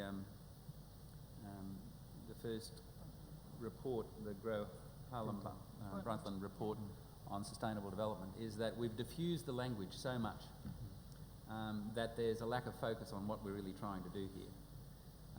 And the triple bottom line language was a convenient sort of diversion, in my view, by the global business community to try and spread risk beyond having to address the core environmental issues. My view is that if we focus on what is the key issue here, that is the maintenance of natural ecosystems and natural capital, then all the things we need to do to address that will address all the other things. Because the original definition of sustainable development, namely meeting the needs of the present generation without inhibiting the opportunity for future generations to meet their needs, fundamentally incorporates all these issues around equity, population, the management of resources. It is fundamentally a distributional issue in relation to the resources that the planet produces. If we focus on that issue first, the other issues will follow and be addressed. Okay, we've got about 15 minutes left now. I'm slightly alarmed by the lack of questions that have been coming through on Twitter. Some great comments, by the way. Thank you for sharing your thoughts. So how about I ask someone to do it the old-fashioned way and put their hand up? We have someone over there. Okay. Can someone get a microphone? Please identify yourself and your affiliation if you have one before you ask the question. My name's Phoebe Coyne from New Economics Alliance Australia. I just wanted to follow on from Rob's important statement there and back to the previous question. Given that sustainability is arguably a redundant term, that we're at 1.5 planetary resource consumption, 2-degree temperature rise, 400 parts per million carbon. What's the new word for sustainability? That one feels like it's no longer fitting or appropriate, and we're very much stuck in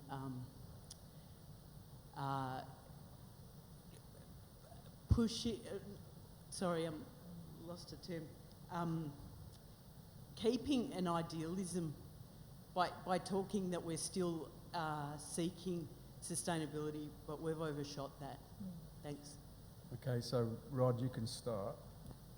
Oh, well, look, I think that that plays right into my hands. I think that's a fabulous point. You know, I have a split personality on this issue. On one hand, I spoke earlier of how all the tools that we need to address these issues are sitting there in front of us, available to be used right now. It's not as if, you know, the technology's out there somewhere. It's right here, right now. The tools exist to solve these problems right now. But we're behaving like, you know, we're a diabetic and, you know, here's the insulin and here's a bottle of Coke, and we keep picking up the bottle of Coca-Cola and drinking it. And so at one level, I see the potential for us to address these things now, but at another level, the momentum that is behind the existing habits that have driven us to where we are put us in a position where, as I think, what's his name, who wrote the books about the global organism, Lovelock. Yeah. Lovelock says we've already overshot the runway, and he's right. In my view, we're not talking about sustainability anymore, we're talking about a recovery plan. And unless we can conjure a recovery plan, well then, you know, heaven help us, because that's where we are. So sustainable retreat rather than sustainable development, perhaps. Was there a question from the gentleman in the centre over there?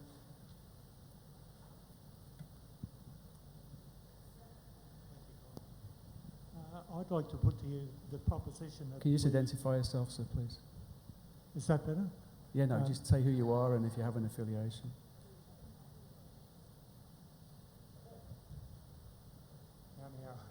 Just what's your name? Oh, sorry, my name, James Hanson. Just the right name for a conference like this. Sure is. Yes. But seriously, what I'd like to put to you is the question of considering diversity in achieving this by divestment. In my own case, I have a superannuation fund, and we have made a conscious decision that we will not invest in any coal company, or in fact in any company involved in underground mining. The life expectancy of an underground miner in Australia some 50 years ago was only 45 years. And I was speaking to a lady only a matter of a couple of weeks ago who told me that her father had died at the age of 45, and he in fact was an underground coal miner. And if we start thinking of things like this, we're going to improve the health of the society in general. And in improving health, we're going to reduce the requirements for some of these unnatural activities. Okay, well, we're going to cover divestment in a bit more detail during the course of the day. Did you want to comment briefly on that, Larissa?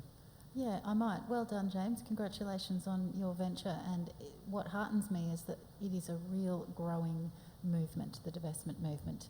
I felt so good when I divested from ANZ, who were the best about 6 years ago when I signed up for my mortgage, and who rapidly became the worst. And I was embarrassed that my money was going towards destroying the Great Barrier Reef and making coal ports bigger. And I felt wonderful when I divested. So I encourage everyone to really have a look at that option, not just your bank, but also your super funds. You know, it's a bit of paperwork, but the warm glow that you get really overcomes the paperwork that you have to do. So firstly, well done, and thank you, James. I might just hearken briefly back to Phoebe's question as well, if I could. And I thought your question was a really poignant one, because like Rod, I'm in two minds about this, but I fear that sustainable development has become a greenwash term. It's become a fig leaf for business as usual. And you just, you know, put a little veneer of eco something around the outside of a business model, of an economy, and you keep on going just as you always were. We can't keep doing that. It's not working. Our planet is dying. We are cooking it. We are sending other species to extinction at a rate never before known, which is something that we don't have the right to do, in my view. So I guess my other beef with sustainable development is that it's very anthropocentric and focuses on the needs of us and our progeny, but forgets about the rights of other creatures to exist, and the fact that we should be we are just one species on this planet, and who are we to completely dominate and send those others to extinction. The other point that I wanted to make was that sustainable development also assumes that you can just keep on developing, and I'd like to posit that at some point we will have to say no, and that should not be a radical concept. And I know the Greens always get pilloried for being against everything. Well, we are against expanded coal mining, and we are against putting more ports in the Great Barrier Reef when we already have 12 that aren't even being used to their full capacity. We don't need 5 new or expanded ports. So I'm heartened that 5 years ago it might have been a bit more awkward for me to say that than it is now. So I think really community sentiment is changing. And I'm heartened also by the C20, which I think is a beautiful salve to the economic narrow-mindedness of the G20. So, and I'm heartened by all of you in this room. So I guess my message is to James with his divestment campaign, to Phoebe, to everyone who's taken the time to be here today. We are creating a better future, and we are showing the powers that be that we have compassion and that we have a vision for a genuinely, there's that word, sustainable future. We do need a different term, but I don't know what it is. But that we can actually do things better. And as Rod said, we've actually got the technological capacity right now. I'll do a shout out to Beyond Zero Emissions because there's a few folk here in the room with BZE. They showed us about 2-3 years ago now that we could go 100% renewable within 10 years with the technology that we already had back then, and that was 2.5 years ago. So it's not like we can't do it. We know we can. It's just a question of doing it. So thank you, because all together here, we'll eventually get that message through that we can do it. Jeremy, if I could just one quick comment about divestment. I agree with Jonathan Braithwaite, the Professor of Criminology at ANU, who says the only appropriate punishment for corporate criminals is capital punishment. Withdraw their capital. And what divestment is about is pulling the plug. If people divest, then they won't be able to invest in these harmful activities. And the more people divest, the more rapidly they divest, the quicker we will stop these environmentally destructive investments. I think you might have just given some classic material for a tweet that's just about to go viral. I've been trying to think of a question to ask you before the end of this session to get you to tell us your acronyms that you mentioned last week. I need to think about that to maybe work it in. We've got one more question. There's a young lady just near you, Karen. That's Brittany, right? Yes. Thank you very much for I've really enjoyed the actual panel, and I'm looking forward to getting all of your opinions on the question that I want to ask. And this is relating back to the issue on youth as well, and I find that a lot of youth tend to disengage a lot of time about climate leadership because they think, it's politics, it's economics, it's things beyond their knowledge at the time or their control. But I really wanted to get your opinion on why you think it's so important for youth to get involved in climate leadership, and how is their voice different to any others in terms of their influence or in terms of their strength? Okay, well, I've got a sneaky suspicion, Brittany, that is the question that you wrote down here that I was just about to ask. Yes, that's why. Okay. I want Ina to go last here. Rod, what do you think? Why is it important for youth to get involved in climate leadership? Youth need to be involved because it's their future. That's the starting point. But I'm not quite so negative, I suppose, is one way of describing it. I'm not so negative about the level of engagement of young people. It's true that young people aren't as actively engaged in the mainstream political process as they were in the past. But you know, I talk to a lot of young people, because we employ a number of them in my business, as young engineers and so forth. And while they're not political, they don't relate to the political debate directly. They are keenly interested in these issues. And it only takes a very short conversation to get them animated and want to talk about these issues and understand these issues and contribute. And you know, we've got this amazing bit of technology called the internet now, the Twitter zone and Facebook and all the rest of it, that is democratising discussion globally in a way that wasn't previously available. And what's happening is that people who aren't directly politically engaged in the mainstream political game that I played, you know, and that the Abbotts of the world are involved in, or hockey and co, they are still out there twittering. There's a huge conversation happening.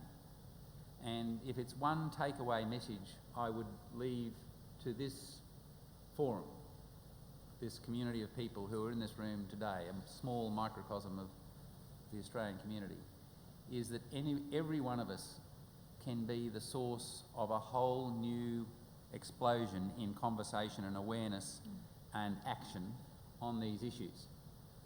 We've heard people talk about, Ina talked about the conscious decisions that individuals can make that minimise their consumption and impact on the environment. We've also talked about how the conversation we're having this morning can be a powerful influence on getting other people to do the same. All of us can collectively make a huge difference, and the one thing that disengages young people is their fear that individually they can't make a difference. We need to convince them that they can. every individual can make a difference. And the internet now enables us as an individual to leverage the difference we can make by engaging other people in those same things. I am constantly on LinkedIn and Facebook churning out the latest stuff that's happening to convince people that what I said earlier about all the tools we need to achieve a sustainable planet already exist. Every new news item that comes out that demonstrates that, I promote, so that people can no longer hide behind this ignorant belief that renewable energy, for example, can't provide all our energy needs 24 hours a day. Okay, Larissa, 30 seconds. Excellent question. And when I saw you at Rio +20, don't you talk to me about youth disengagement. There you were on the other side of the world actually making change. So firstly, well done you, and you've disproven your own theory. I agree with Rod. Young people are engaged. All right. You can big note yourself in your own article. Lots of people do it all the time.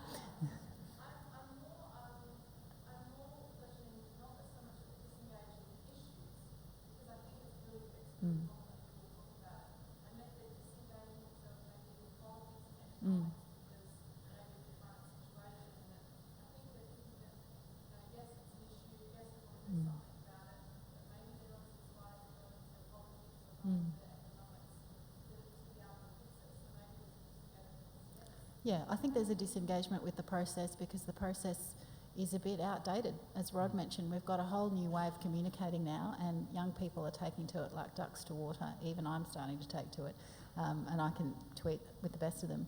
And I've just looked like a total dag in saying that. I do actually tweet quite a bit, but Facebook eludes me. Anyway, the point is, young people have different ways of communicating, and I think you're right, there is engagement with the issues, but the political process is perhaps... well, it's not engaging. I mean, look at the political leaders we've got at the moment. They're dinosaurs in so many ways. And of course that's not exciting and inspiring to young people. So I think the young people who are engaged in the issues need to keep trying to enter the political process to give other young people more role models and actually have young people represented in Parliament. I still consider myself reasonably young, although my staff tell me I can't anymore, but you know, I can always sack them. So.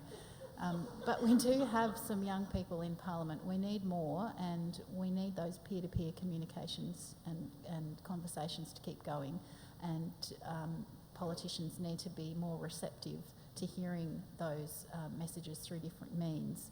It's not just a phone call to your electorate office that counts anymore. It's the fact that you've had a massive flash mob on an issue, you know, in the street down the corner. There's all sorts of different ways of pollies actually listening to youth, but I don't think there's a disengagement. There's just a disillusionment with the process, and for good reason, but again, that's fixable. A really brief comment there. Oh, I agree. Young people are entirely perceptive to be disengaged from the process because it's the dinosaurs meeting in mutual backslapping clubs and reinforcing all of the trends which are damaging. I'd encourage young people to be organising and organising in their communities of interest, because all of the great changes throughout human history have not come from the top down, from the dinosaurs. They've come from the ground up. They've come through people organising, talking to people they know, persuading people who know and respect them that a better way is possible. And if we get out of this mess, it won't be because Tony Abbott and Joe Hockey have seen the error of their ways. It'll be because they're dragged kicking and screaming by the electorate who won't put up with that sort of crap any longer. You know, you get the last word. The title of this session is "What Will Future Generations Say About the Economic Growth Strategies of the G20 in the Early 21st Century?" Why do you think it's important for youth to get involved in climate leadership? Yes, I think it's really important for the young generation to get involved because, as Rod says, it's our future, and we will, at the end of the day, be the people who are going to be in power, who are going to be the people who can make change. And I think it's really important that we grow up in a society where we care. As I said, if I look around and I see everybody's recycling, what am I going to do? Obviously, I'm going to recycle. I'm not going to be the only one not recycling. So if you grow up in this, if it's normalized that you do things, that protect the environment, it's going to go on like this, and you're going to pass it on to the next generation. Your parents are going to be like, look, this is how you do it. You're not going to leave your waste there because it's the environment, and then you're going to realize, and you're going to share your knowledge to other cultures, and I think this is the way we have to go about it. I got encouraged by a few of my friends who were really actively involved in environmental protection, and she's actually from America. She was my host sister when I was doing my year abroad, and she now has a blog. It's called Dash the Trash. It's about her experience, how she wanted to achieve a year with the less waste possible. So she would actually choose products without plastic. She would ask for, oh, can you serve me this in some different packaging? She tells her story, and sometimes people look at her in a weird way and say she's naive or she's not going to make any change. But at the end of the day, they're going to think back what she did, and they might think twice the way they do it next time.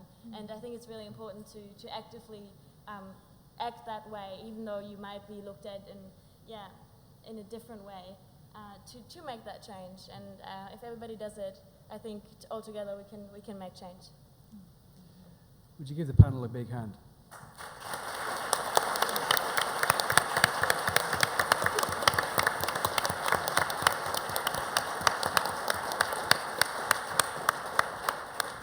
Okay, it's coffee time.